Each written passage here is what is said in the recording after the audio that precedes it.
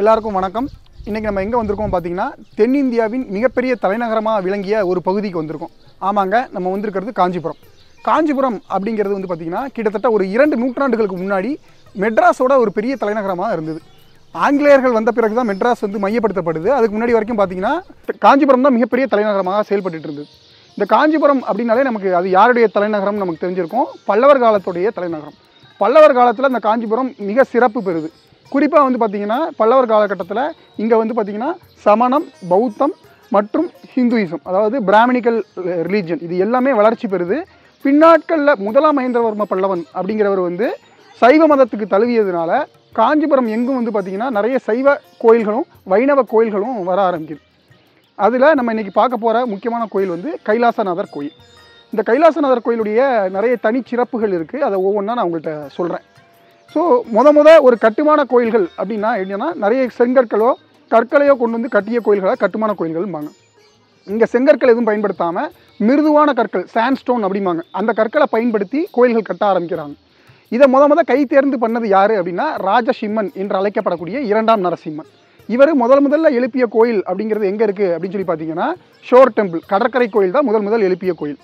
பின்னாடி காஞ்சிபுரத்தில் இந்த கோயில் எழுப்பப்படுது. கடற்கரை கோயிலோட பிரம்மாண்டமாக இந்த கோயில் கட்டப்பட்டிருக்கும். இந்த கோயிலுடைய சிறப்பு என்னென்னா, கோயிலுடைய மேல்தளங்கள் எல்லாமே வந்து பார்த்திங்கன்னா சாண்ட்ஸ்டோனில் இருக்கும். சாண்ட்ஸ்டோன் அப்படின்னா மிருதுவான கற்களில் இருக்கும்.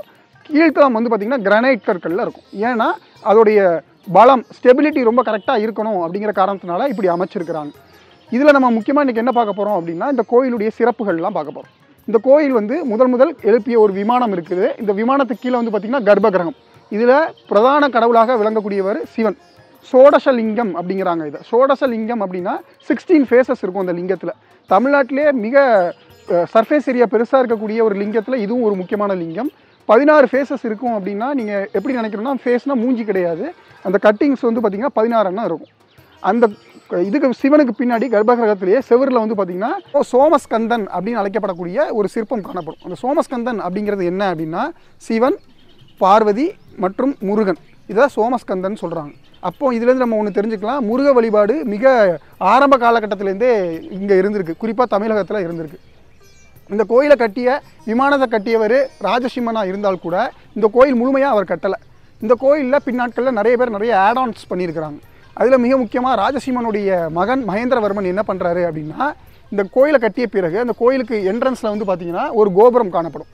இந்த கோபுரத்தை எழுப்பியது அவர் தான். இந்த கோபுரத்தை எழுப்பியது மட்டுமல்லாமல் இந்த கோபுரத்துக்கும் அங்கே இருக்கக்கூடிய மண்டபத்துக்கும் இடையில் ஒரு அர்த்த மண்டபம் அப்படிங்கிற ஒரு கனெக்டிங் ஏரியாவை கட்டுறாரு.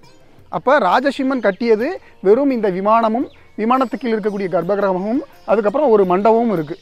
அந்த மண்டபத்திலேருந்து இன்னொரு மண்டபத்தை எக்ஸ்டெண்ட் பண்ணி கட்டுறது யாருன்னா, நமக்கு தெரிஞ்ச மகேந்திரவர்மன். அப்போது அது அந்த முதல் எக்ஸ்டென்ஷன் ப்ளஸ் இந்த கோபுரம் கட்டியது மகேந்திரவர்மன். மகேந்திரவர்மன் அப்படிங்கிறது 2ஆம் மகேந்திரவர்மனை குறிக்கும். நீங்கள் வந்து 1ஆம் மகேந்திரவர்மன் நினச்சிக்கக்கூடாது. அதுக்கப்புறம் இந்த கோயிலை சுற்றி பிரகாரத்தில் வந்து பார்த்திங்கன்னா கிட்டத்தட்ட 58 சிறு ஆலயங்கள் காணப்படுது. அதாவது 3 திசைகளில், பின்னாடி வலது பக்கம் இடது பக்கம் 58 சிறு ஆலயங்களில் குறிப்பாக பெரும்பாலும் யார் இருக்காங்கன்னா சிவன் தான் இருக்காங்க. இந்த கோயிலில் எல்லா தெய்வங்களும் இருக்குது. ஹிந்து மதத்தில் வழிபடக்கூடிய எல்லா தெய்வங்களும் இதில் காணப்படும். முருகன், கணபதி, விஷ்ணு, சிவன், அதுக்கப்புறம் வந்து பார்த்திங்கன்னா துர்கை, அந்த மாதிரி எல்லா பெரும் கடவுள்களும் இதில் நீங்கள் காணலாம்.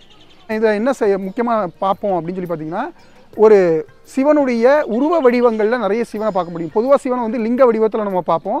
இங்கே இருக்க கோயிலில் நிறைய சிற்பங்களில் வந்து பார்த்திங்கன்னா உருவ வடிவத்தில் நீங்கள் பார்க்க முடியும் நிறைய இடத்துல. அது மிக முக்கியமாக இதில் சொல்லப்படுது.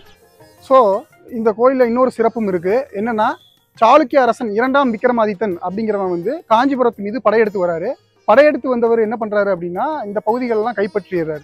கைப்பற்றிய பிறகு இந்த கோயிலை சூறையாட வரும்போது இந்த கோயிலுடைய அழகை பார்த்து இந்த கோயிலை சூறையாடையாமல் விட்டுடுறாரு. இதை பற்றிய குறிப்புகள், கல்வெட்டுகள்லாம் இந்த கோயிலே காணப்படுது. சிறிது காலம் வந்து சாளுக்கியர்கள் வந்து இங்கே ஆட்சி செஞ்சுருக்கிறாங்க. இது ரொம்ப முக்கியமான ஒரு விஷயம். இதில் பின்னாட்களில் விஜயநகர அரசு காலகட்டத்தில் என்ன ஆகுதுன்னா, இந்த கோயிலுக்கு இன்னும் அழகு ஊட்டுற வகையில் உள்ளே இருக்கக்கூடிய சிற்பங்களுக்கு எல்லாமே ஓவியங்கள் தீட்டப்படுது. இதெல்லாம் தான் இதில் இருக்கக்கூடிய வரலாற்று சிறப்புகள். மீண்டும் அடுத்து ஒரு ஆர்கியாலஜிக்கல் சைட்டோட உங்களை நான் மீட் பண்ணுறேன்.